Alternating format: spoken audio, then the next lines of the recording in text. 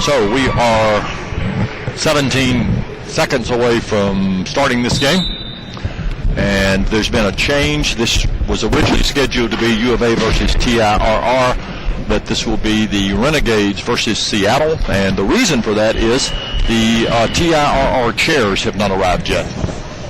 So they have had to bump their game back because they don't have any chairs to play in. So this is the Las Vegas Renegades and the Seattle Slam. The Renegades coached by Chris Cook. The Seattle Slam coached by Kurt Chapman. Las Vegas Renegades is the number 3 seed in Division II. Seattle Slam is a number 6 seed. The Renegades are an interesting team. It's kind of an amalgam. I guess that's why they call themselves the Renegades. It's an amalgamation of players from a lot of different spots. Absolutely. Looks like they got a good team. Should be a great game to start off the tournament here. Jason Regier with President Gary Pate.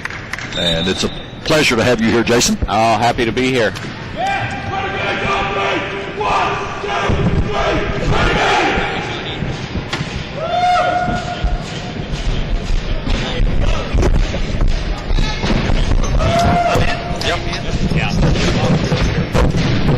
So, Jason, thanks for getting us started. Always good to see you here. And Chuck Aoki, the star of the Minnesota team, is going to come sit in and help out in this. We've got Jody Paniagua and Trey Smith are our referees. Again, truly two of the best refs in the sport. Trey's been around probably 25 years. Trey's actually in the USQRA Hall of Fame, which is how highly he is thought of. One of, I think, 2 refs that are in the Hall of Fame. And Jody now is living back in St. Louis. And there's the tip. We will have Seattle scoring to our left and the Renegades scoring to our right. Renegades have the ball. Dave Minion passes over to Eric Chase. Great save by Eric Chase. Eric just holds on. Dave Minion with the ball, pushes in, and there's a score for the Renegades. So, Chuck, how are you, man? Have you caught your breath? We caught our breath over there, Judge. We had a battle, but we'll get it when it counts. That was one of the best games I've seen in a long time. That was one of the things that we talked about and impressed me. I'm not sure what happened at the very beginning, but y'all got jumped 4-0. Y'all started in a hole, Chuck. Well, we hadn't played together since November, so it was a little tough for us, but we pulled it together at the end. Yeah, made a game of it at least. Oh, well, in fact, y'all went ahead at one point.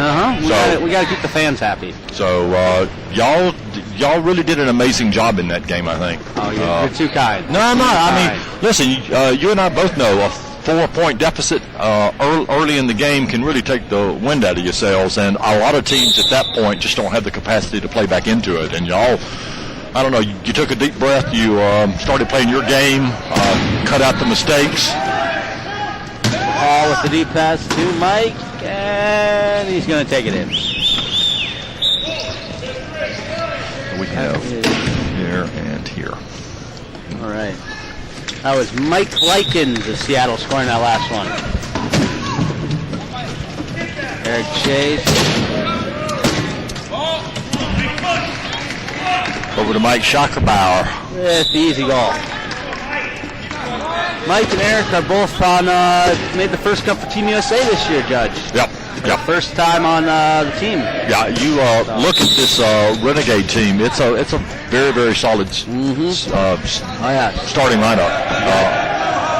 Tim Vixay, the low pointer, he's up and coming, and Dave Mengen is just our new commissioner, actually. Yes, which is so interesting today. Yeah, so interesting. Dave talked about running for commissioner, and then talked about not running for commissioner, and then he put his name in the hat, and then he withdrew his name.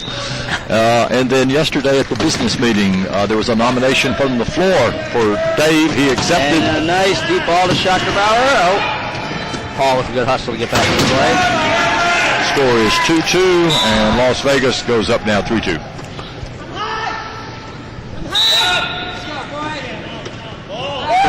Kurt Chapman into Mike.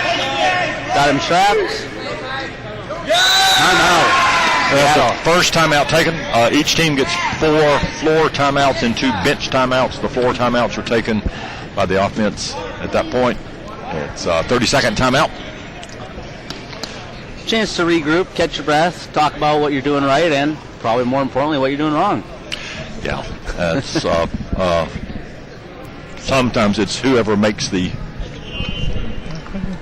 It's you and I both know, Chuck. Sometimes it's whichever team makes the fewest mistakes. Yes, that it's is not very necessarily true. who. Very true. Who is the other way? It's just if you cut the mistakes out, you kind of play your own game and get rid of the mistakes. And at this level, we like to talk about. People tend to cheer for the turnovers more than the scores because you score almost every play, but you know when the turnovers happen, that's when the magic happens.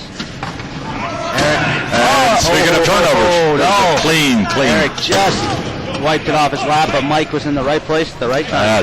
Yeah, absolutely. Sometimes that's all it takes. That's what happened in y'all's game a couple of times. It's you're right, just the right place, the right time. It's nature of the game, though. Here comes Dave. Turnover. Kurt got the ball off of Dave's lap. I'm not quite sure how, but I think just a clean swipe. A clean swipe. Now, we don't encourage that, Judge, in this sport. We don't encourage reaching in the backcourt, but sometimes it works out for you. It's the gamble you take. I made the comment in the first times that in the first game. There were a couple of times you went for the ball, you nailed it, it was perfect. There's other times you think you got it, and the ref disagrees with you. And then sometimes everybody in the gym knows you wailed the heck out of them. You fouled them. So I mean, there is always that risk of guts or glory. So Seattle with the ball. Scores 4-4 with 5 minutes and 57 seconds to go in the first quarter. Paul up the court, and Eric goes for a little spin. Paul with the easy goal. So, how many times this year do you think you've seen either one of these teams play? I have played against Seattle a couple of times, and I have played against the Renegades once. Okay. So I've seen them both a little bit. I saw them both out in San Diego, and they're both solid teams. You know, they're both. I think both have a chance to win D2. I think they're both really quality teams, Judge. You know, I was talking earlier with somebody, and I think the quality of almost every team at Nationals this year is up. Just kind of and across the board. I would agree with you. I think we have one of the deepest Nationals we've had in a long time. I think we have 4 or 5 teams that could win D1 and the same thing in D2. To win D2, yeah, absolutely. And frankly, cool. There's a couple of the D2 teams who could compete like crazy in D1. Exactly. I mean, exactly. I think part of it's because of some of the imports. I think part of it is because of some players moving teams, like you returning to Minnesota, for instance, and this team of Renegades put together differently. Score for Las Vegas, tied it back up at 6-6. But a lot of factors go into play, but the league is much more balanced this year. There's a number of quality teams. And I think we're also seeing a lot of players who've been training and up and coming, you know. I mean, Eric has only been around for a couple of years. Mike's been around for a couple of years. So you got a lot of guys who are working hard. They are maturing as players. Yes, and I think that's good for the sport in both the U.S. and across the world. I got contact for the whistle on green. First warning. Contact for the whistle on green, and I forget, Judge. What did we decide to vote on? There was a vote yesterday in the league about eliminating that call, about abolishing the foul. It failed miserably. So we still have the contact call. Dave Minion pushing up court. Commissioner Dave scoring for his team. Tied back up. Takes it to the house. Now, you've been around a little longer than I have, Judge. Has there ever been a commissioner who has played and been commissioner? Not active. At least not in my. We are setting history today. Absolutely. We have history today. Absolutely. We got the commissioner on the court. Gets double teamed, then Paul takes up the sideline. scored easily. Well, I tell you, one of the great things about Dave, even though he hasn't held an office before this, Dave is one of those people that has just given so much into the sport. He does all of our web work. There's so many things like that he's done behind the scenes. Oh boy! So becoming commissioner is really not that much of a transition for him. Nice pickup by the commish. Nice pickup. The ball could have got away from him, and he scooped it and scored. Well done. On the contact before the whistle. You know, the players think that it's the most inconsistent call. Inconsistent. That's the word I was looking for. That it's called very inconsistently. It's a difficult call for the refs to make. Very difficult. The refs are trying to manage several other things at the time, particularly the ref that's administering the throw-in. You can't take your eye off the guy who's inbounding the ball. Yes. You hear a loud hit.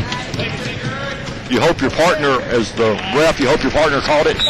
But as you and I both know, sometimes the loud hit is nothing more than that. It's just sound. It just happened. Exactly. It did not create any advantage for anybody. So it is a very difficult call, and I understand the players really not being happy with it. But they had the chance yesterday to get rid of it, and they didn't. So there we go. The people have spoken, Judge. The people have spoken. Seattle scores. They're back up 10-9 with 3:33 left in the first quarter.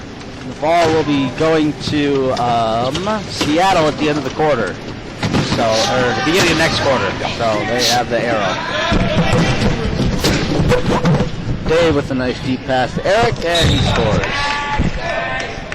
Eric's a player I've been playing with the last couple of years, Judge. He trained with us leading to London. I've really liked the improvement he's made. He's gotten a lot faster, a lot more confidence since the start, and he's up and coming, I think, for the U.S. team.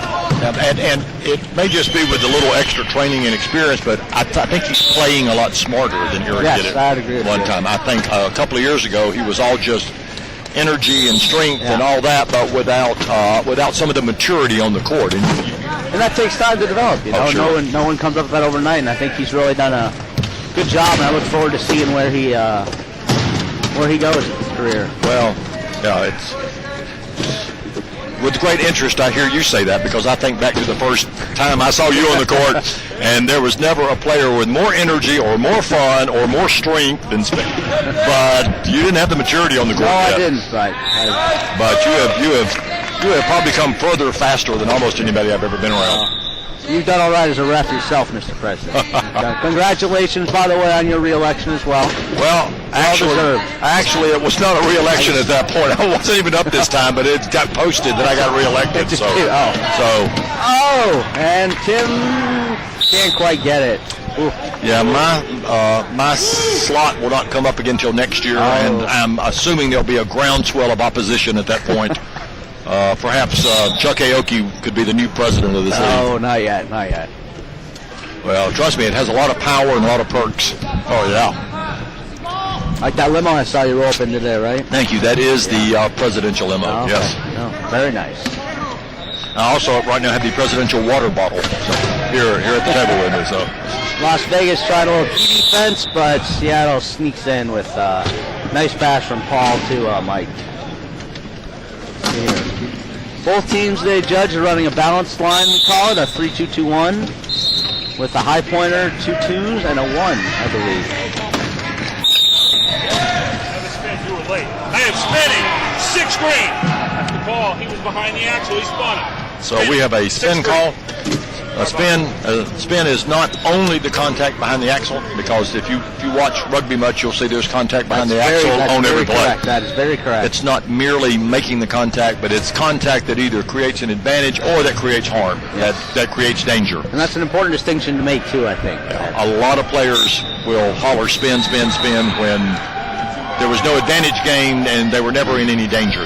Nothing happened. Yes. Nothing happened. There was just a hit, but nothing transpired. Exactly. Paul's in the box, and Las Vegas is trying to set up a trap on him to force him to inbound. And they get it. And important for Seattle right now not to commit a foul. Yes. Ball bounces away with 15 seconds to go. Dave holds on. Nice pass up to Eric. Maybe a little nerves there from Las Vegas in their first game. Getting a little nervous on a odd man advantage, almost turning it over. Just got to take a deep breath sometimes. And that's one of the bad moments in a game when you have the advantage and you don't capitalize on it. You got somebody in the penalty box and you still don't. And there's a reach by Mike Schackerbauer.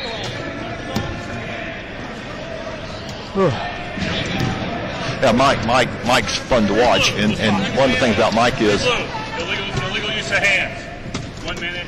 I would tell you most games you're never really aware that Mike's on the court. I mean, I don't. That sounded bad. I didn't mean it in a bad way. I mean, Mike's one of those silent, quiet, very cerebral. Yeah. Very cerebral. Always in the right place at the right time. And that's why I said you kind of forget about him, and then all of a sudden you get to the end of the game and you realize that Mike. Because Chuck, let's face it, everybody knows you're on the court. Right. I can't hide. No matter You cannot how hide. I try, they find me. Absolutely. They've taken it coast to coast to tie the game back up at 13. With 1 minute to go. Again, it'll be Seattle's ball coming in, assuming there's no held ball at this point. I'm sorry. I believe there was a second contact before the whistle called on Seattle there, which would be a turnover, correct? As it was their ball. That should be that should be. He should not be in the box. There we go. So he releases himself he should. Not in the box. So there's a turnover. If it's an offensive violation, they don't go to the box. It just produces the turnover. Defensive violation, they go in the box. We say the box, we mean the penalty box. That actually was a big play for Las Vegas. Yes, it was. They get the ball back and the chance to take the lead. Heading into the quarter break. Yeah. Seattle had a little key defense. Had Seattle scored and then got the ball coming in, they could have had a 2 or 3 point lead. But oh my. Let's just be honest. There were a couple of reaches there. There was quite a bit of contact there, but there were at least 2 or 3, but they didn't cobble one of them. And I believe Jody awarded a penalty goal. Yes. And it is Seattle inbounding. So Las Vegas up by 1 with 35 seconds to go. Shot clock is off. Yes, I would think Seattle would get the ball in the front court and hold for the last goal, but we'll see. We'll see what they decide to do. Ooh, almost a vertical spin on Mike. Seattle is indeed holding for the last goal here, Judge.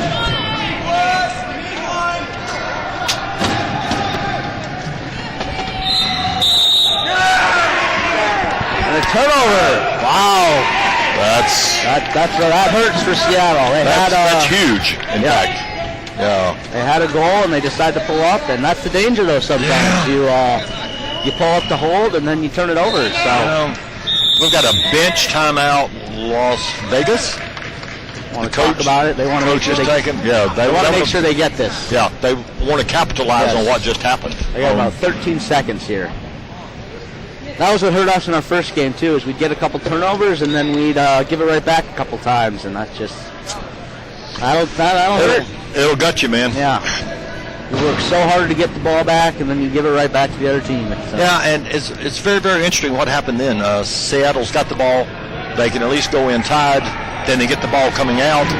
They decide to take the ticks off the clock, and instead of scoring, they turn it over. Yeah. It's So a real dilemma for a coach. It is, and everyone has their own philosophy. Some coaches say you can't take the point off the board. Yeah, score it, man, score it. Once the goal's there, it doesn't matter. Score the goal and play great defense. That's what we. I think Portland. I think Portland tried that against y'all at the end of the first half. They did. They scored a lot quicker than I thought they were going to, and I think they were counting on a good defensive stand. They didn't quite get it. No, didn't. Right. No. Dave takes it in easy, untouched, 15-13, Las Vegas. Wow, we saw quite the turnaround there in the last minute. And we have an equipment call. Vegas up by 2 now. Jeremy Henneford of the Seattle Slam. And I believe that is Jeremy's fiance who is assisting with equipment for them this weekend. You mean the I don't. Okay, yeah. Standing up, I believe. Right. Right. I believe that's who that is.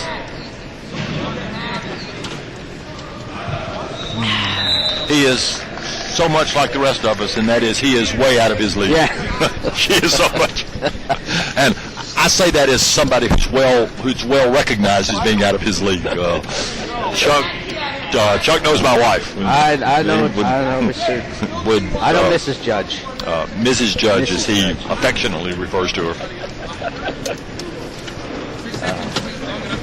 We got about 6 seconds here, which is enough time to score. Sure. It's you're gonna have to run a pretty particular play, but not impossible. Chuck, untouched, unhindered, how fast can you go from one baseline to the other? I can make it baseline to baseline about a little under 7 seconds. So if the clock were to start, if I were to get the ball anywhere to the baseline, I could probably score. But Las Vegas does a nice defensive stand, and we head into the break. That's interesting. 15-13, Las Vegas. That's Vegas had a really good last minute. They did. They had a great turnover. They had a great last minute. Sometimes in rugby, when it rains, it pours. You get one turnover, and then you get another and another and another. So let's go back to what we were saying. You can basically push baseline to baseline in roughly 7 seconds.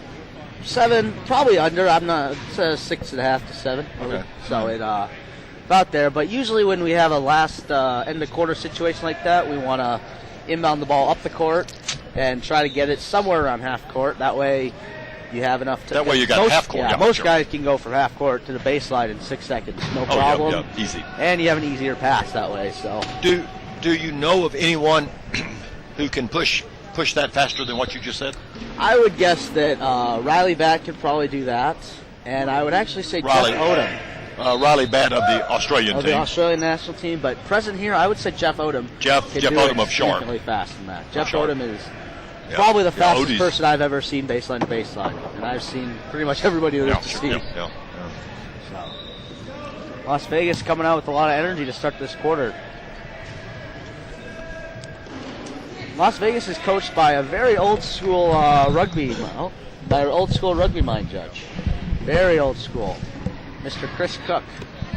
Chris has been around a good while. Chris is in the Hall of Fame. Chris is another Hall of Famer, yes. We have a Hall of Famer coaching. We have a commissioner on the court. We have Rugby royalty. We have a Hall of Famer refereeing yes. with Trey Smith. We have quite the court out here, Judge. I think Trey and Jody have done a nice job in the first quarter. I think they did. I think they were fair on their calls. They didn't rush. Nothing too dramatic. Yeah. Yeah.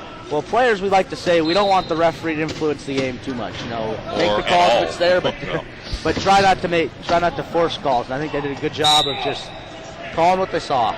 Well, and I made the comment about Mike being a little invisible at times in a good way. I'd say the same thing about refs. I want refs to be invisible. Yes, I would agree with you on that. You should not leave that game with a lot of firm impressions about what the refs did out there. Very well said. The refs really haven't done a good job if that's what happens. We got a timeout. Timeout by Las Vegas. Vegas right at the 12-second call, so Seattle they'll keep the ball. Seattle had a nice half-court press there, and Vegas couldn't quite get out of it. So that's why you have your timeouts still. You can't take them home with you. Yeah. So, who do y'all play next? We have Who's coming up Sharp for you? this evening at about 4:30, I believe. So we have a while to go. And y'all be back on the center court? We'll be back on the center court. So you can catch us at 4:30. y'all will be able to see Minnesota and Chuck Aoki a second. So you get to see him twice and listen to him once. You're lucky people out there in It's a big day. TV land, radio land. Well, Whatever we're on. I don't know what Whatever land it is. broadcast I don't on. know what land it is. Maybe it's Oz. Reach on Paul. Into the box. That's Paul Walston.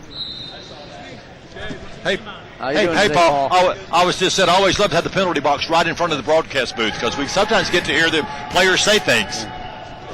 I think it was a reach, Paul. I think you got his arm. We have a very unique sport. We can say, well, I don't have any fingers. How'd I grab him? It's a fair point. It's a fair point. It's the illegal use of hands on somebody who doesn't have any hands. Oh, so Vegas takes it. no other sport quite like it, is there, Chuck? Exactly. Vegas takes the goal in, restores their 2-goal advantage. 16-14 with 6:57 to go in the quarter. Paul is nice little inbound to Jeremy, but he's swarmed. Paul gets it back.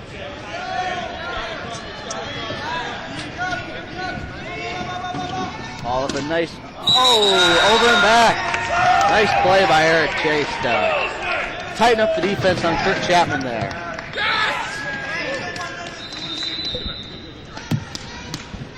Ball's up. Look. Ball's here. Vegas is going to want to cash this turnover here, Judge. Establish a 3-goal lead. Yeah. Rugby, we like to say anything above a 3-goal lead is you feel pretty safe with the 3-goal lead. And a nice, easy pass from And Dave. they just got their 3-goal lead. Yes, they did. And the possession arrows their way. And So so they're actually where they want to be at this point. They're feeling good. Seattle's going to need to come up with something here to stem the tide. Mike has the ball.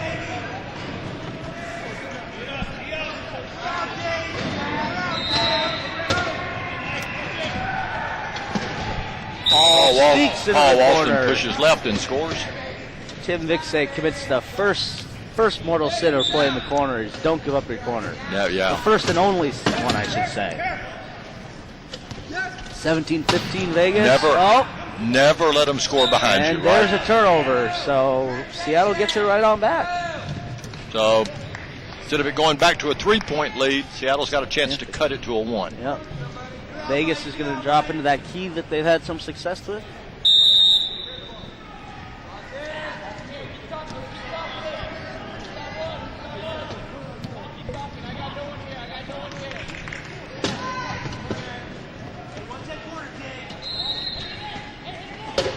Paul with the pass to Kurt. And there's a lead forward in the key. The penalty goal. penalty goal. As a ref, Judge, could you explain exactly what the criteria is sometimes for there to be a penalty goal? Well, first it Good people out there. requires a penalty. Okay. Let's start with that. All You say right, penalty all goal. right, all Okay, right, well, all that's right. going to be basic. All right. Penalty goal is when when a violation occurs.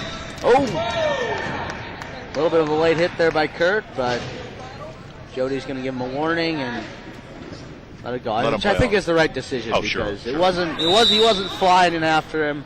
Didn't look too dangerous. Eric didn't go down, so. Yeah, we really, as refs, you really watch the hits at the line. Yes. And there's a tremendous difference with whether it's inadvertent or intentional. Yes. And we all know there have been players who have been injured Yes. at those Yes. sort of hits, which is the primary reason refs Yes, exactly. are try to be on top of it. And as you just saw then, that wasn't intentional. Exactly. It was inadvertent, Exactly. but the good ref cautions, Yeah, trying to take control of the game. exactly. Maybe Kurt pulls up a little bit next time rather than go for that. Because you want to go for the hit. We play contact sport, but Dave scoots on in. So the penalty goal, as we were talking, is Yes. one that occurs where the goal, there's two real circumstances. One, the goal is in the process of being scored. The offensive player is right at the baseline. There's a foul committed, usually on him, usually by Chuck reaching. It's usually Fair what enough, it is. Fair enough. So instead of the penalty being served, putting Chuck in the box, the goal is awarded. But it doesn't have to happen right at the baseline. It can happen Anywhere on the 10, court, 15, 20 feet out when that offensive player with the ball would have had an unimpeded line towards the goal. And if they have that unimpeded line towards the goal when the foul is committed, you go ahead and award the goal because they would have scored. Makes sense. We have a lot of confusion sometimes. People will say they'll hear a whistle blow and they'll see a penalty called and then no one will go to the box. And I've had people ask me, well, why didn't they go to the penalty box? Don't say, well, it was a penalty goal. So we appreciate the clarification. So Mike Likens joined us over here in the penalty box after a reach. So, Mike, was it a reach? Okay, see, Mike, like most rugby players. Never a reach. It was never a reach. And Seattle got the ball back. And they Las Vegas gets the ball back. Turn right around and give it back. So Vegas has a chance to turnover, we call it. Go back up by 2. Dave pulls up for a second. With a one-man advantage. Go in. Michael gets out of the box before they get the trap set on him. Kurt Chapman into Paul Walston. Now, Paul trying to muscle his way through, but can't quite find the space. you know, I'm sitting there watching two really good players, Dave and Mike, for Vegas, reaching in the backcourt. Yes. Nice play by Jeremy there to corral the ball and tip it to his high pointer. Really well done. Nice play. So Seattle scores. It's 20-19 with 3:53 to go in the half. Got ourselves a barn burner here, Judge. Yeah, well, I suspected it would, even though it's a 3-6 game, 3 seed and a 6 seed. As we talked, this league is so balanced. Very deep. This league is so balanced. Very deep tournament, yeah.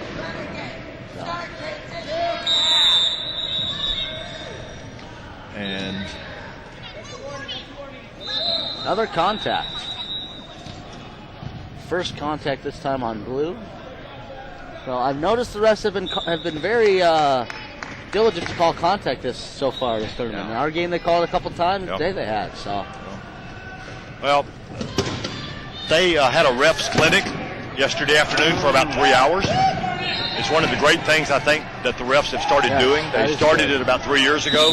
That at Nationals, all of the refs are taken into one room and they'll spend 3 or 4 hours in there doing their very, very best they can to make sure there's a lot of uniformity in the weekend. Well, that's good. That's what we ask for as players. We just ask for consistency across the board. That's all we ask for. Well, you know, just like I ask you how many times you've seen Seattle and Vegas this year. I've not seen Seattle a time. I've yet to see them play until today. The same thing's happened with refs. Yes. Some of these refs have not refed with each other during the year. We have Exactly. refs all over the nation, and you usually largely stay in your, not totally, but you largely rep within your geographical region. Exactly. And so you end up at Nationals, you hope you've got the best 14 refs in the league, and but some of them haven't worked with each other. Exactly. Well, we have our last game, we had Darren, who is from Atlanta, I believe, and we had April, who lives in California. Reno, Nevada. Yeah, so, I believe. right. So, opposite ends of the country. Yeah, and I doubt they had worked together this year. Exactly. And yet they did a really nice job with each other. We have a sub for Vegas. They have gone with a 4 deuce lineup, I believe. Yep. Or not quite. 3 deuces and a 1-5. Okay. With bringing on Austin Cougar and Eric Wolf to try and give a little different look at, give Seattle a different look. So.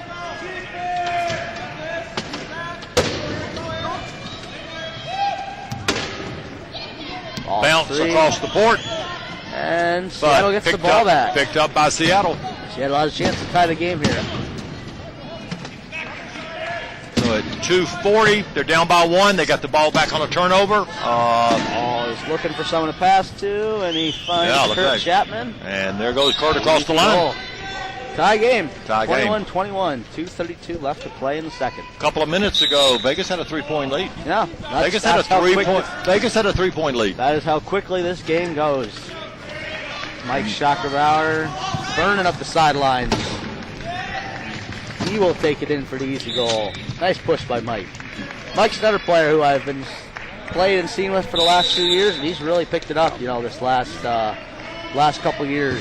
His speed has improved, his passing, his whole game, and Seattle gives it right back. It's tough for Seattle. They've played back into it, and then that terrible turnover at 2:13. So Chuck, you mentioned the subbing that Vegas did.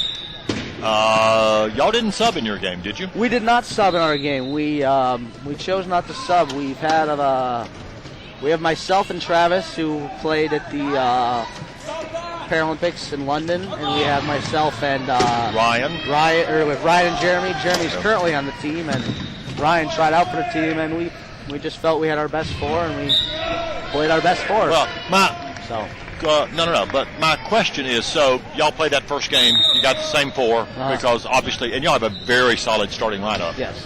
So you got another game this afternoon. Yes. Eric takes the ball. It's got to take a toll on a team. Yes, it's physically deafening, and we have a very deep bench, and we plan to. They'll be playing a lot this afternoon and tomorrow, so we work to get everybody involved in the game as much as possible, but we kind of just the situation requires. Yeah, and I think your matchup with Portland, you matched up better with that lineup than you would running something else. Exactly. Well, it's all about matchups, I mean, Chris Cook is trying to find something different with Vegas by throwing a deuce line at Seattle to see if he can sort of match with them, and it worked so far. Created a turnover off of it. So we're tied at 23 with 1:27 to play. Eric Wolf with the inbound into Eric Chase. Mike Shackelbauer with the ball. Once again. Nice push. Nice strong push. And Mike has got quite good and once speed again, today. Mike gets called on a reach. Yep. Award the penalty goal. Mike showed a lot of speed today. He's really flying up the sideline. Really pushing strong. Yeah. Really is. Kurt with the inbound to the other Mike, Seattle Mike. Awesome. Minute 13 seconds to go. And more reaches. Seen a lot of reaches right here, Judge. Yeah. A lot of reaches. So reaches tend to happen, we've found, for two reasons. When you get beat, you tend to reach because you try to compensate, or when you're tired. Yeah. And you don't want to push anymore. Yeah. So I don't think Austin's tired. He just came in, so he got beat and just He trying got to make beat a play. and he tries to make up for it. And sometimes you can. Yes. You know? Austin is rocking a lovely sweatband today, though. I Hey, don't know if he sweats, Austin. though, so I'm not sure why he's wearing a sweatband. That's because of his hair. He just wants to look good. Style points count for a lot in rugby, Judge. Style points count for a lot. That's pretty much how you built your career, wasn't it? It is. And the turnover. Turnover, Seattle gets the ball there, about to go ahead. Seattle takes it in. Seattle's up by 1 Wow. with 58 seconds to go.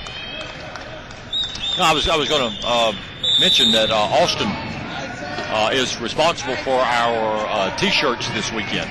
Very cool. He did the design. Mike Shackelbauer we have. again flying up the sideline.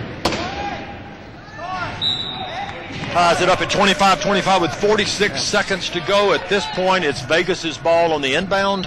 I wonder if Seattle will hold for the last goal again, Judge, after they turned it over last time.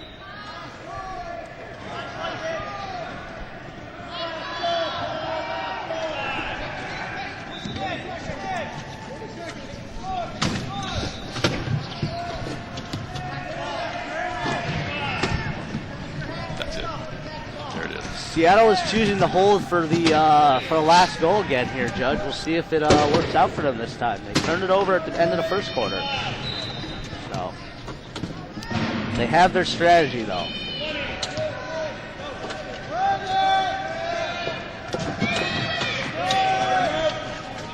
Paul is taking it in and scores.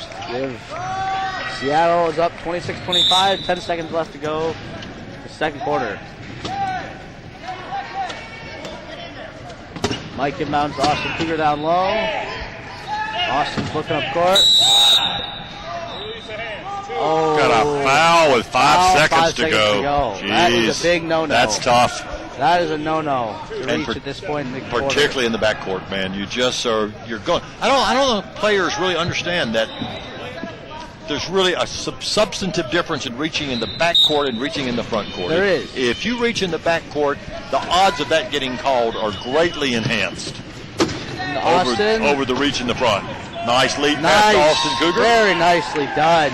Nice play 5 there, guys. seconds to go. Tied it up at 26-26 and 2 seconds on the clock. And it will be Las Vegas' ball coming out to start the third, Judge. So they are... This has been a really fun game. Yeah, It's been back and forth a little bit. Yes, we have. So we're at halftime of the Seattle-Las Vegas game. It's tied 26-26. They're right where they were when they started. Yeah. Brand new game.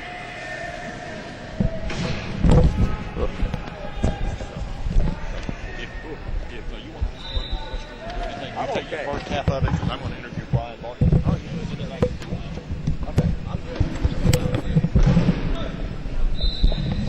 So we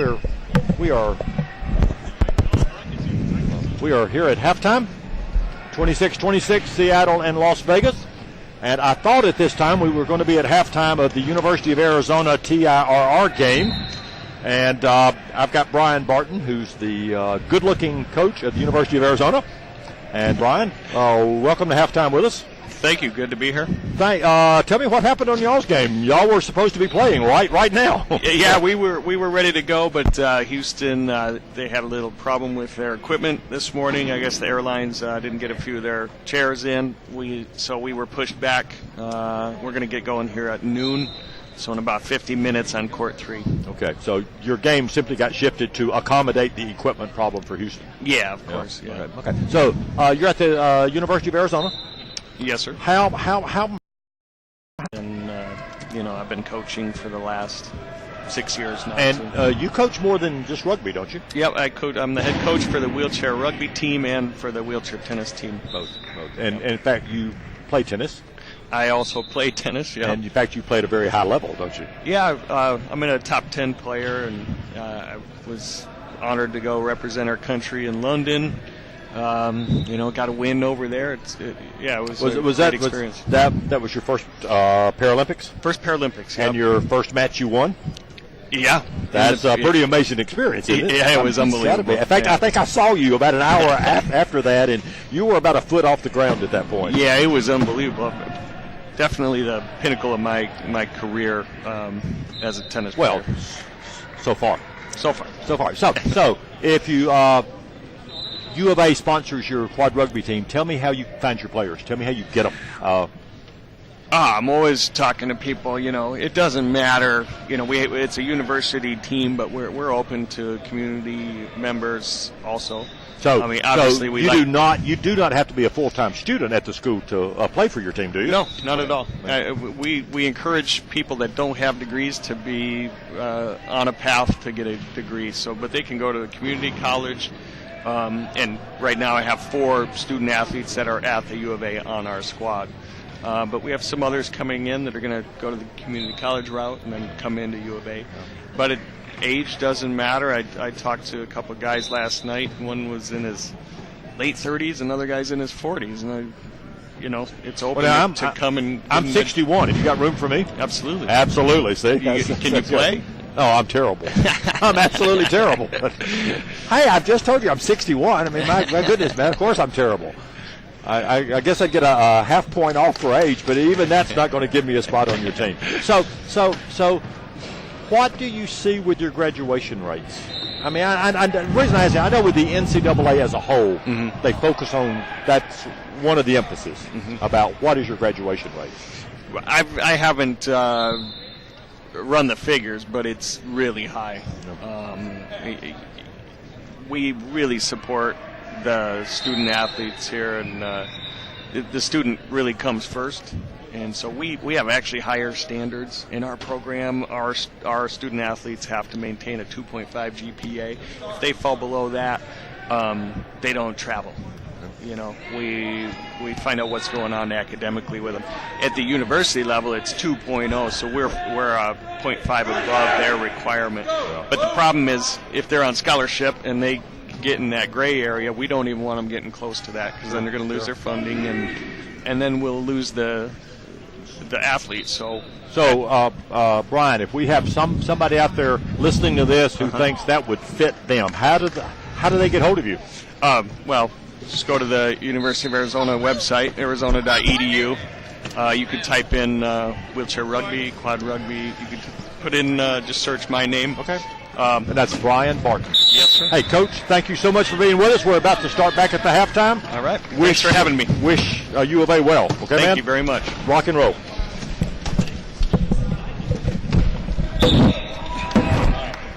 I'll hold it on my own, Judge. I'll hold it down.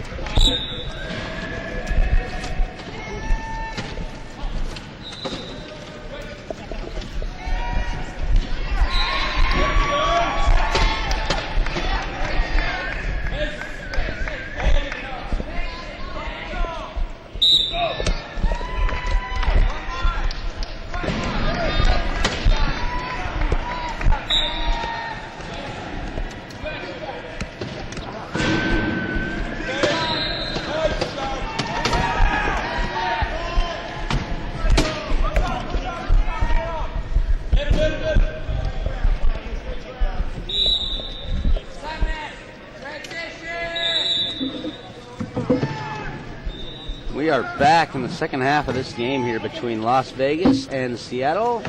I'm Chuck Aoki. My partner, Gary Pate, has left me briefly, but he'll return quickly. Mike Schockerbauer takes in for Vegas to give them a 2-goal lead, 29-27, with 7:21 left to play in the third quarter. And we've had quite the game here so far. Back and forth. Vegas was up by 3 at one point, and then Seattle was up by 2, and then they tied it at halftime. And nice play by Paul to reel in that long pass from Kurt Chapman. Mike Schockerbauer inbounds the ball to Dave Mengen. Dave to Schockerbauer. Schockerbauer cruises for the easy goal. Mike has been flying around the court today. He has just been all over the place on defense, offense. He's impressed me quite a bit today. Ball's on to Mike Likens. Mike is coming around the end. Mike Schockerbauer stops him, and he's reaching on him. And nice pass up from Paul Walston to Kurt Chapman, who will take in the goal all on his own.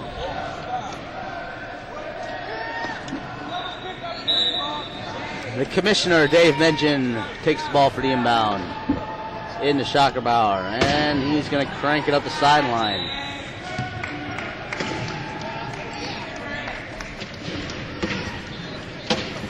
Schockerbauer scores nice and easily once again. Seattle has made a sub to start this half. They have taken off Jeremy Hannaford and brought on one Mr.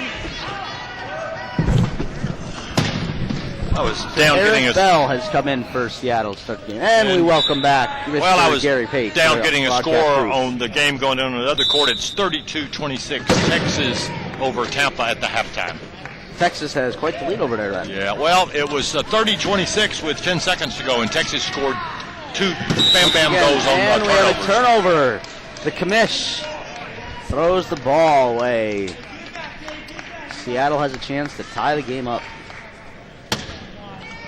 It's been quite the back and forth game so far, Judge. We've seen a lot of turnovers, a lot of teams making, I wouldn't say unforced errors, but, I believe both teams still have timeouts left. Yeah, so. sure, yeah. I like to say, call those timeouts first, and then you can start chucking the ball around. But that's just my opinion. Everyone's got their own theory. Amazes me to get to watch games where teams got 4 timeouts, 2 bench timeouts, and nobody's taking any of them, even in pressure situations. Oh, I hear you. I think back.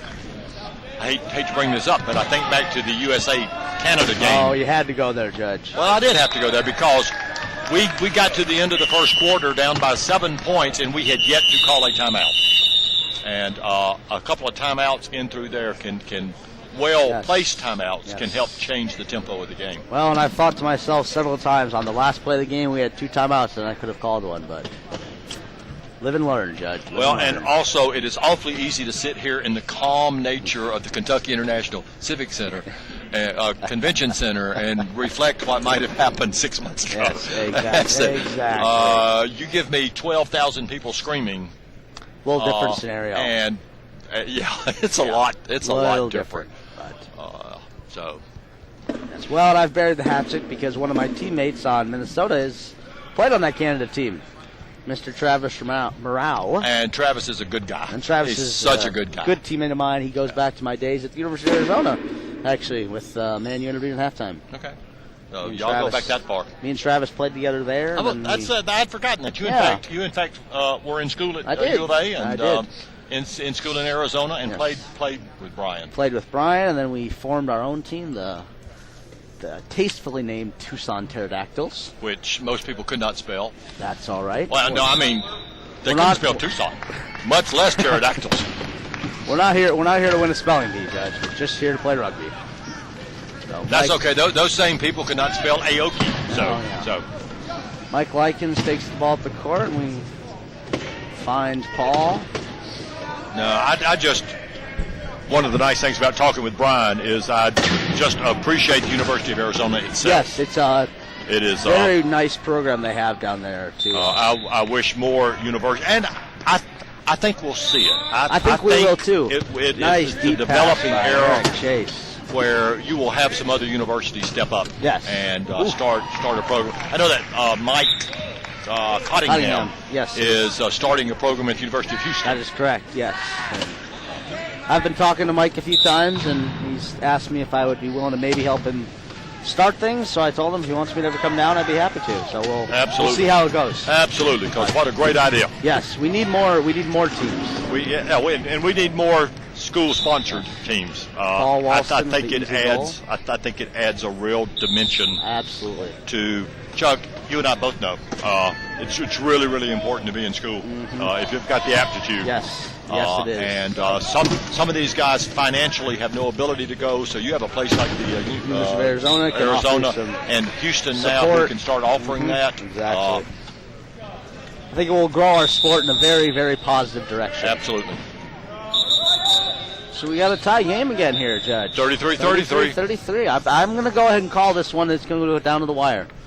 And at the end, who noses through the wire, Chuck? I don't think he's going to call that, men and women. Let's see here. No, I'm no chicken. I'll make the call. I'm gonna say the Renegades are gonna pull this one out. Actually, okay. That's my gut feeling right now. Well, they are. They have a Hall of Famer as the coach. They have. Well, yeah. I will say this. You look at the team; it's a little more mature lineup.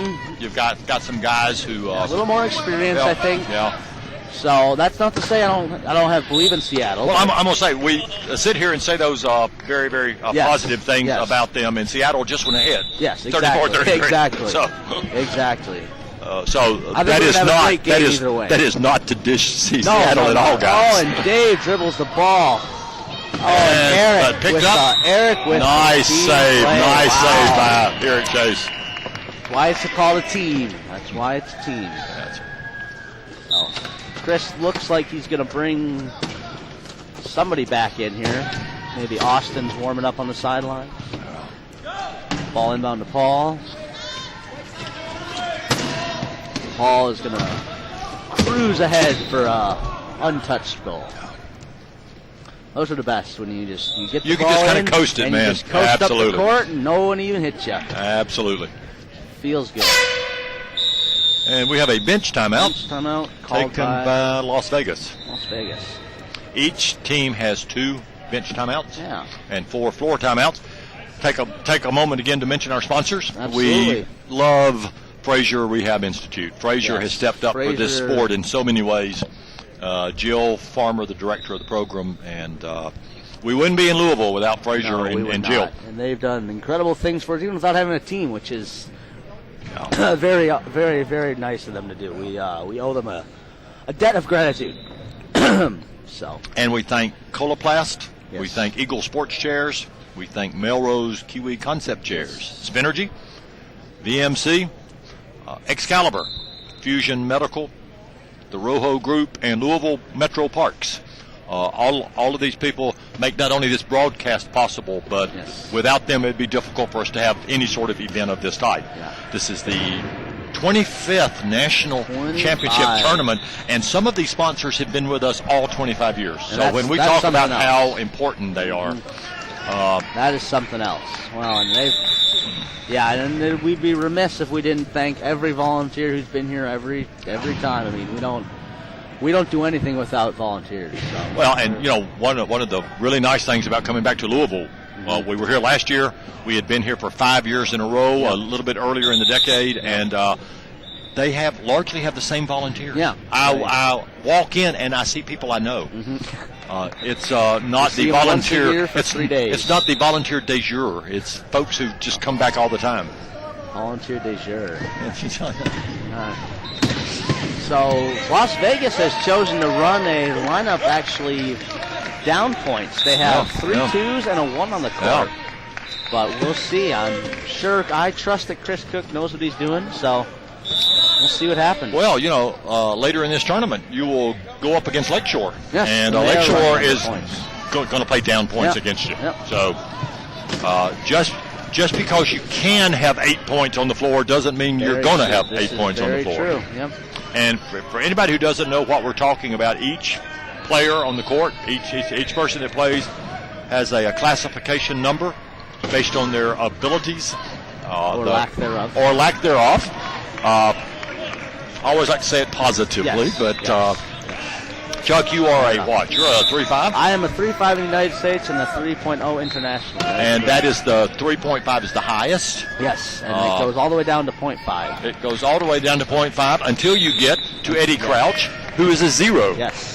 Eddie, who plays for Lakeshore, who's in the Hall of Fame, is actually a 0.5, but because of his age, he gets a reduction, Yes. a half-point reduction. So I he's believe, a 0. I believe Kurt on the court today receives that deduction. I'm not sure, but I think you're right. Yeah. Kurt receives the deduction. Yeah. So Yeah.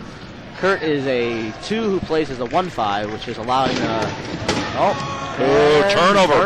Turnover by Vegas at a bad moment. Yes. 3 minutes to go. Had a chance to go ahead. And instead of being ahead a point, they're behind a They're now point. down. So they were 3 scoring to tie rather than scoring to take the lead, which is not a situation you want to find yourself in. 3 minutes to go in the third quarter. Here comes Mike up the court again, and lead pass to Austin. Oh, nice catch by Austin Cougar. That was a good save. That was a very good nice. save. He's right on the sideline. Turned his chair to reel it in with one hand. Wow. Yeah. Austin's a crafty player like that, though. He that's just good. He really is. Crafty He guy. is clever out there. Uh-huh. Nice. Oh, Mike lays the hit on the defender. Well, I think one of the great strengths of the sport, there are some players who excel because of their strength, Yes. because of their speed. Yes. There are some players who excel because they're so smart. Exactly. Because they that's figure it so out true. there. So true. Very true. They are not the fastest, they are not the strongest, but they're the smartest person out there at that moment. Exactly. And they, Chuck, could you see who went down for Vegas? That was Who is it? Mike. That was Mike Schackerbauer, who was defending Mike Likens, but got knocked over somehow. So you usually don't see the defender get knocked down, but it happens. We are a contact sport, so I managed to knock someone over today in our first game, which was a special treat for me. I don't usually do that. No, so I enjoyed that is true. I'm a littler guy, so took down the big fella. But I have seen you take some terrible hits. I've and taken go a down. few in my day.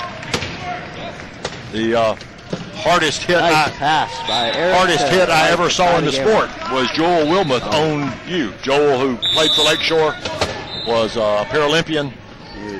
Chuck, I think it was your first year in the game. First year playing the sport. First year in the game, and Chuck basically got put up in the stands. Yes, I went. And it was a legal hit. And it was completely. It was a totally legal completely hit. the game. It was a turnover. The ball falls off Mike's hands. Eric picks it up, and So Vegas is about to go up by Vegas 1. takes So the lead. they turned it back around 49. again. Turned it back around again with 2 minutes. 2:06 left in the third quarter.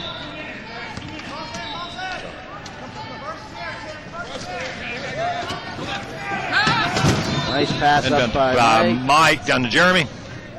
Nice score. Ball takes Nice. it in unabated. These are two really evenly They matched are. teams. They are very evenly matched. They've really. It's been a very cerebral game. They've gone back and forth. Neither team can quite pull ahead. Yeah. They get a little lead and it comes right back. So. There's been a 2-point lead for both teams at some point in this Yeah. game, and the other team just wiggles back into it. Exactly. Ball's on to Paul, up through his hands. Eric is gonna. So he's going to let it bounce for a minute. And now he's going to pick it up. Jeremy putting pressure on him. Eric being pressured in the backcourt by Jeremy and by Cliff. It's a Over smart to Mike pl- across the smart line. play by Eric there to let the ball bounce over half court and then pick it up. So rather then than he's risk. got both sides. Yes, Yeah. rather than risk getting it over and back if he picked it up too close. That's the kind of play you're talking about. That Eric's really improved his. I'm going to say, mental game. He's really, a couple of years ago, hit picked Yeah, that he ball was- up exactly. in the front court and then had Maybe the got problem of the knocked line. over. Yeah. So Very Vegas nice up by play. Vegas up by 2. Seattle needs to score now, and they Nice pick up an save. easy one. minute 12 left to play in the third quarter here. 42-41 Las Vegas. Vegas is having some success with their 7-point lineup. Yeah. So, It's actually been pretty productive for them. and Eric Eric Bell, I believe, has been called for a delay of game. Yep. If the inbounder has the right to enter the court, he doesn't have a right to enter it very far, but he does have a right to get on the court. He has the right to have his front two wheels and his big two wheels on the court. On the court. And the call on that was that he was not allowed onto the court. That results in a technical. That call has been much in debate by many players, because it's unclear sometimes whether or not that means you have a straight angle, you can have an angle, and so we could debate about that for hours, but then we'd bore our listeners, so we don't want to do that. Yeah, they would turn us out pretty quick if they haven't already. Yeah. By this point. Eric took in the Chuck, easy let me goal. ask you. Yes. How long would you sit and listen to Chuck and Gary discuss inbounding? I don't know that I would listen to you for a second. That's I right. spend enough time with you. That's right. I don't need to talk to you about inbounding. Mike Likes with a nice push up the sideline to take it in and make it a 1-point game. It will be Seattle's ball to start the fourth quarter, so they got to keep that in mind. Oh, Eric with a nice little tip. Nice little bounce. Yep. Austin will tipped it to collect Austin it, Cougar.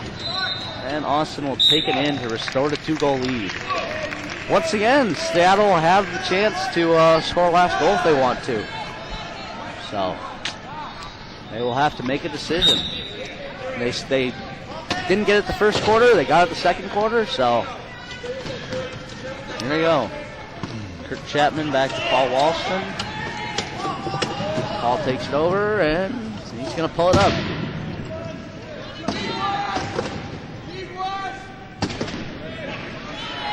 $20 seconds to go. Seattle obviously playing for the last goal, so they can go in only one down and getting the ball. 10 seconds to go here. Time to go if you're Seattle. Oh. Knocked out of bounds. Knocked out of bounds. Oh, and she moves it back to Vegas. Wow. Off of Paul's D, she said. Yes. She said it bounced off of Paul. Okay, this goes back to exactly what we were talking about that dilemma of, do you try to score? Yes. Do you try to run the try to run the time down, or do you go for it? Do you get the quick goal and play defense? That time it bit them. Seattle's been burned twice by that today. Yeah. It's a tough decision to make. You want to say every time you hold it for the last goal, but you turn it over 2 times like that, and you start to question. Scored. Yeah. So. End of the third, we have a 44-42 lead for Vegas. Seattle's ball to start the quarter, though, so they will have a chance to. They can shave it back down. Cut it to 1. So. Okay. So we're all sitting here looking at Austin Cougar, and I noticed that the way his tats are on his arm, it blends perfectly with his uniform. It does. Have you noticed that? It does. It's almost like the uniform itself extends on the left-hand side. It's like they designed them that way, maybe. Yeah. So on camera, can we show your tats? I don't. No, we can't show them. Unfortunately, we cannot. Oh. We'd like to keep this broadcast. It needs to be PG. Yes. Okay. So there's a number of players in the sports who are basically art canvas. Yes, there are. They're very popular. Delightful, elaborate displays of body art. Yes. Very true. I think the only body art I have is a nice scar on my left-hand side. I got plenty of those. And, yeah. That has to. Will you be refereeing this weekend, Judge? I am not. You are not. I am not reffing. That was my choice. Capacity of president and commentator, huh? And no, I'm actually here doing Lakeshore's equipment. Oh, are you? This that's how that's how I got started in the sport, was changing tires and doing all that stuff for Lakeshore, and I did it last year at Nationals for the first time in about 7 years, and I loved it. I had fun. Yeah. It gave me the opportunity to do stuff like this. Exactly. A little more free time. Yeah, it's a lot more free time, and it also, seriously, it let me hang out with the players. Exactly. If you're a ref, you've got a whole different set of things on your plate. Yes.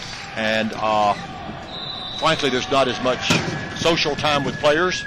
And I know it's shocking to you, but I actually enjoy my social time with the guys and the gals.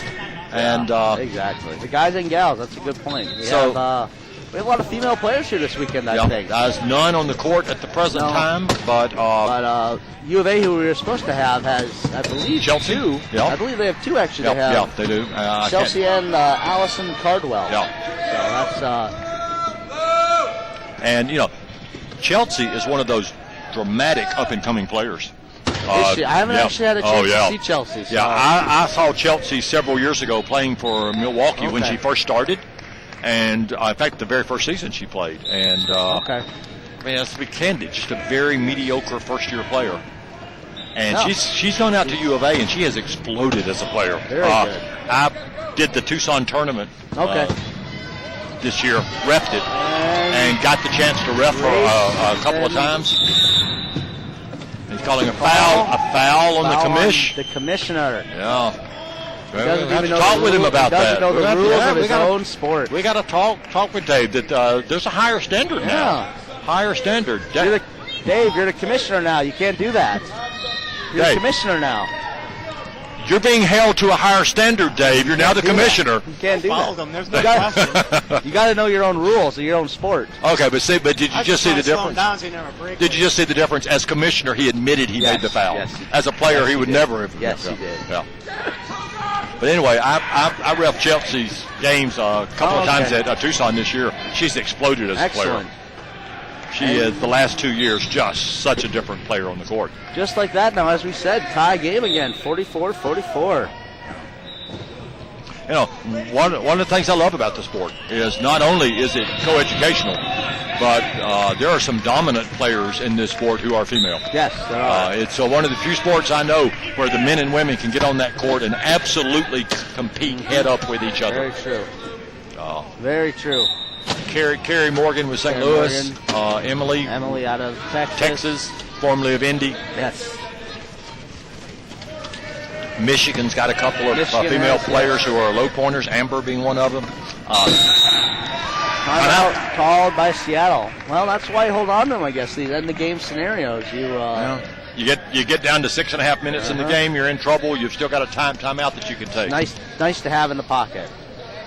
So, back to your beginning, though. For those of you who don't know, Judge might be the most fortuitous person to have stumbled into our sport here. If he had not been seriously injured, he never would have found us, would you? That's true. I fell rock climbing, which is my other passion. The other path, besides this one. Besides this one. Well, and besides my wife. Oh, of course. But, and rehabbed at the Lakeshore Foundation, and through that got connected with the sport, and it's been a great ride ever since, man. Somebody had told me 8 years ago I would end up at the Paralympics. I would never have seen that one coming. First you would have said, well, what's that? Oh, yeah, sure. Said, yeah, yeah, absolutely. No, it has provided, we talk about the opportunities it provides for players. Oh. But this sport provides opportunities. You don't have to be a world-class player like Chuck to get a lot of benefits out of an association with it. Too kind to me today. Austin and Eric trying to run a little pick and roll, and they get it. He gets it out front to Austin. Nice play. That's standard offense right there. Yeah, pick and roll. Nice and simple. And Cliff turning around, asking for a spin call. Kirk does not get the call. Usually I have found in my career that when you look at a ref and throw your hands up, they tend to look at you back and just sort of spare and smile. Absolutely. And say, what do you want? Well, actually what you hope is that the ref smiles. Yes. You hope. Eric with a nice push to cut off Paul there. Wow. Nice. And he gets the ball in the mic. In the mic, who scores. Yes. Nice 46-46. 6 minutes and 12 seconds to go. Tim and Jeremy are having quite the low point duel out here. I enjoy watching those. You have to keep your eye out for them. They're a lot of fun. You'll see them chasing each other up and down the court, and one wants to contact, the other doesn't, and then they go to the other side of the court, and the other one wants to contact. Yeah. So. You mentioned about watching them. It's one of the sophistications of the game. Mm-hmm. It's just like watching football. Yes. There's a tendency, particularly if you don't know the game, you watch the quarterback, you watch the receivers. Yep. And you don't pay attention to what's happening on the line. Exactly. You got guards and tackles and centers who are dominating that game. Without them, nothing happens. Yeah, but and that's very true of this sport. You only notice them when things don't happen. Seattle gets the ball back. Chance Seattle. to take the lead here. Chance to go ahead. Call a timeout. Well, they had 2 timeouts in their pocket. Well, It's a lot of timeouts to have with the amount of turnovers they've had, but they use them when they count. Trey Smith inbounding the ball as the referee. Comes over, finds the position. That's actually Hall of important. Famer. Actually important as a ref to know where the ball gets spotted. Yes. On inbounds on the sidelines, the refs picks the point. If it's on the baseline, the player picks the We know point. you, Trey. We would never mess with the Hall of Famer. We have mentioned several times Trey Smith, Hall of Famer. Hall of Famer reffing this game.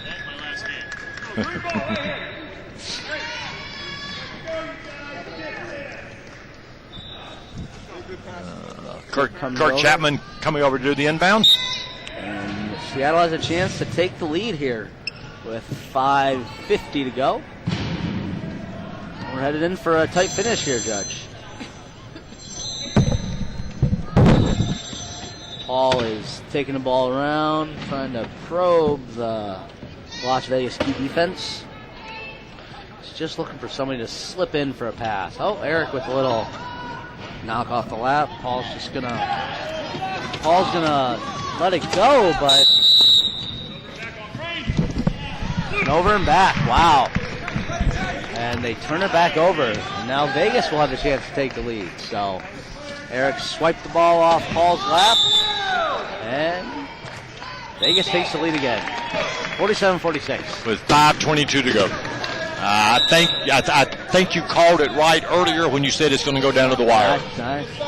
They just keep punching each other in the mouth right now. Evenly matched teams. Oh, and Eric Chase is down. They'll stop play. Besides the out of bound, they got to get him up.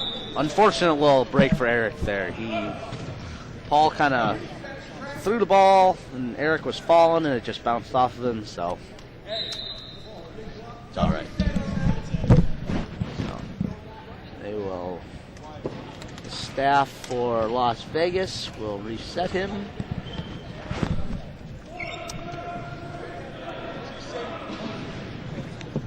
And we look like we're ready to get back at it here.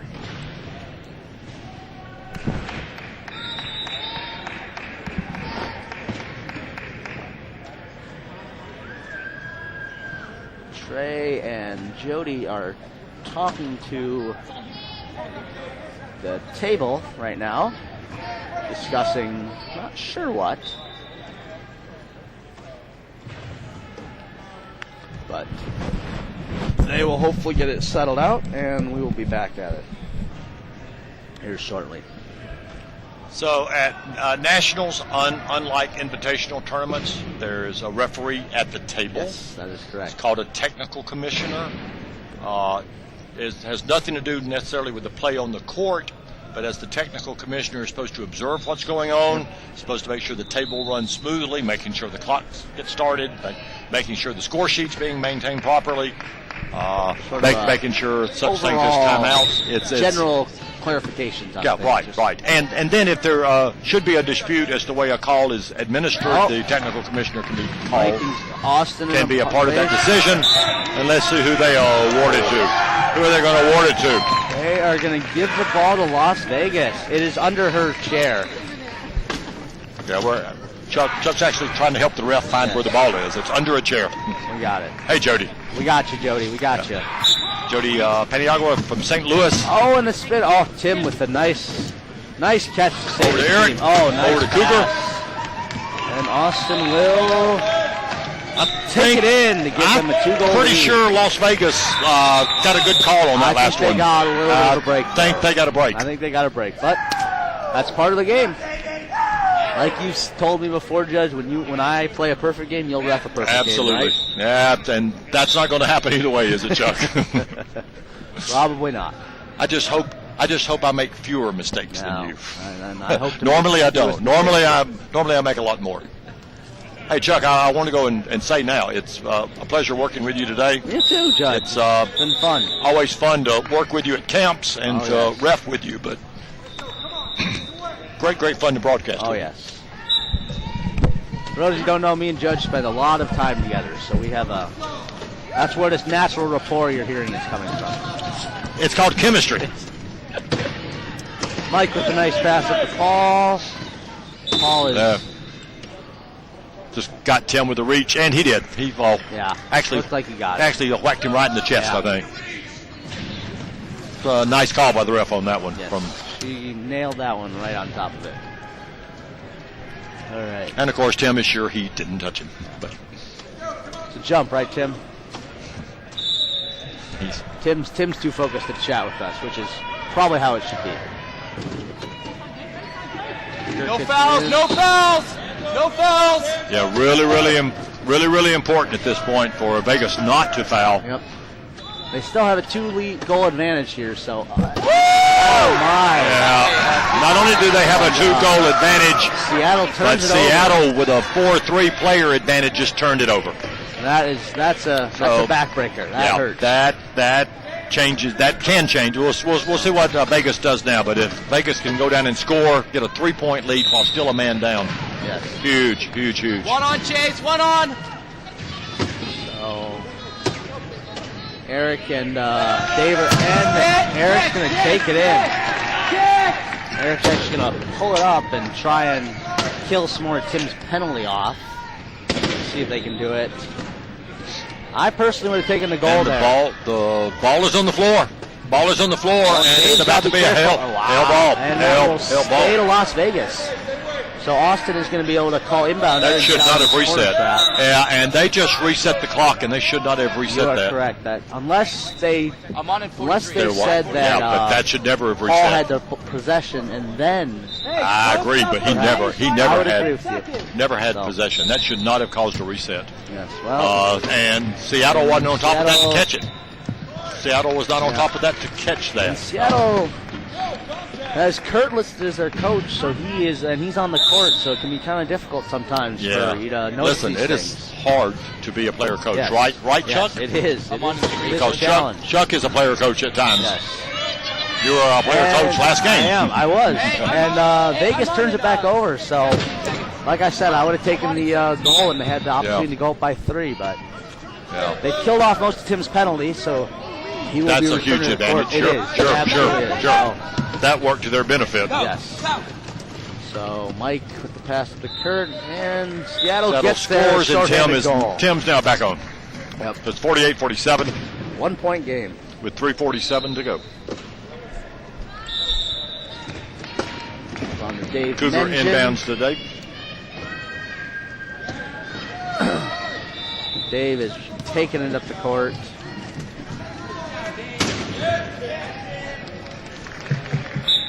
Score for Vegas, 49-47 Vegas at 3:34.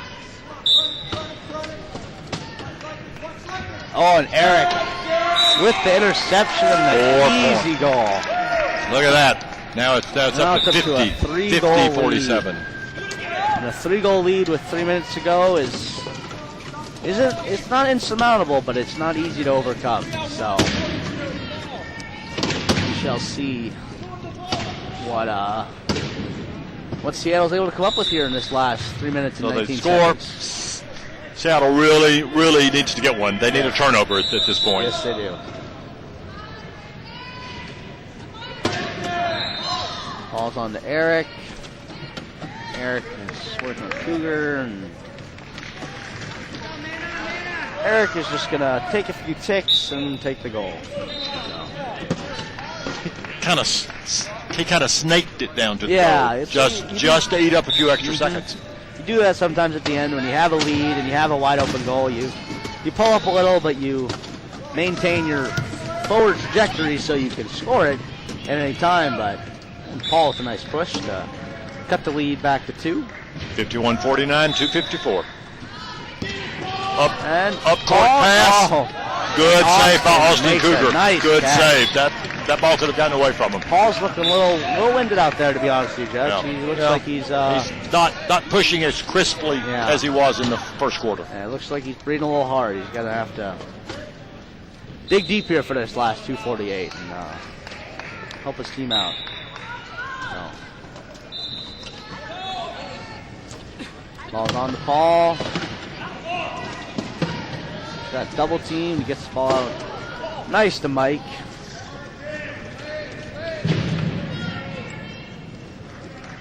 takes it in nice and easy.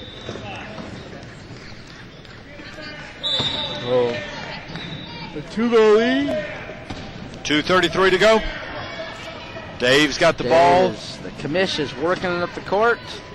Oh, and it's the ball is off his front end. Off his front end and picked back up by Seattle. That's the turnover they needed. Knocked out of bounds. Almost turns it back over, but it's going to stay to be Seattle's ball. 52. And they reset the clock again. That shouldn't have reset. They should not be resetting. They should not be resetting that clock. Of course, this time it works to Seattle's favor. Last time it worked to Las Vegas's favor. I guess it evens out then, we could say, huh? Yep. And I'm surprised Chris Cook was not on top of that there. Yeah. Would have thought he would have seen that. But. Well, again, it's really easy to sit here and say what somebody should have done. It absolutely is easy. Hindsight is always 20/20. Paul with a nice dump pass. Mike, penalty goal, 52-51. Seattle's got it back to 1. 1 point game. Length of the court pass by Dave to Eric. Dave to Eric, who takes his time and gets a nice little pass to Austin. Back up to 2. Who scoots it in? Yes. Minute 56. Kirk's on the Paul. Paul looks up, gets it to Mike. Back down to a 1 point lead, Chuck. Yeah, I told you it was going to come down to the wire. Okay, but now I'm going to hold you to it. You said it would come to the wire, but Vegas would prevail. I think Vegas will prevail, but that's not to say I would be surprised if Seattle pulls it off. They're a solid team.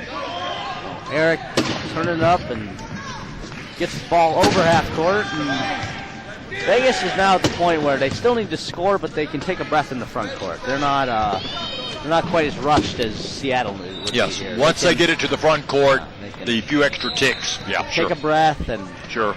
They want to score to maintain this 2-goal lead. Yep. So. Yeah, they don't want to run it down to the last second or two at this point, but they can slow it down. Kurt. Minute 13. Las Vegas up by 2. Here comes Kurt with the commish hot in his tail, but can't quite get there. Mike takes it in. Minute 5 to go here. Minute 5. Score by Michael Likens. Austin Cougar inbounds. Dave Minion. Dave. Comes the commissioner. Stops him. 58 seconds. Nice catch by Eric.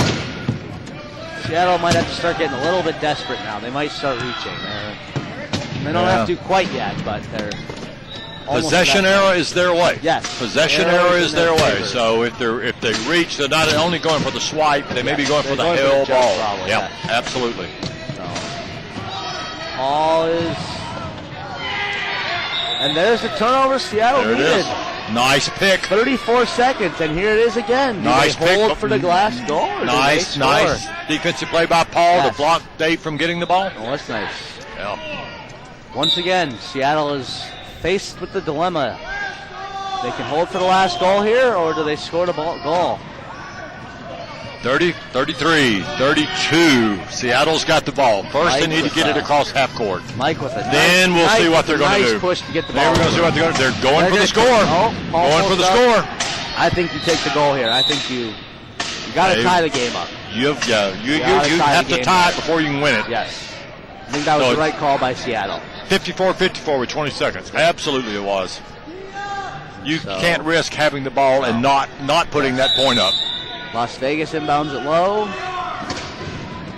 15 seconds to go. Dave's going to have to get it over half court. But we're going to have an overtime here. Going to have to get it over soon. He needs to get it up. Okay, he's over with 8 seconds. 7, 6. And he has an unimpeded pass. He is straight in with 3 seconds. Wow. Son of a gun. 3 seconds. 3 seconds. A goal by the commish. Wow, a goal by the commish. The commish. At 3 seconds. In his first game playing as the commissioner. Mike has got Seattle needs to get the ball in. They make a long pass. Austin Cougar bats it away. There should be still time left over there. There's 2 seconds. There's 2 seconds left. half 2 seconds in. Let's see if they have a 2-second play. I've seen crazier things happen. Absolutely. I've seen crazier things happen. I've seen folks score with less than a second on it. I've scored with .808 on the clock one Did time. you really? I did. So. Long pass. And that's going to do it. And that's it. What a game. What a great What a game. nice game. Between a number 3 and a number 6 seed. Great So- victory for Vegas, heartbreaker for Seattle. I want to thank again Coloplast and Spinergy and Metro Parks, DMC, the Rojo Group, Excalibur, Eagle Sports Chairs, Fusion Medical, and Melrose, along with Frazier Rehab. Thank y'all so much for sponsoring this broadcast in this event and for sponsoring Chuck Aoki. Yes, I am Chuck, represented by Melrose. absolute pleasure, my Yes, friend. you as well, Mr. Nice to Judge. work with you, and we had a great. This has a good been game. 2 great games on this Yeah. court. We've had 2 one-point games. Yeah. So rugby doesn't get a lot better than that, boys. Exactly. So All right. thank y'all very much, Thank you. and thanks for listening in. I thought we did all right.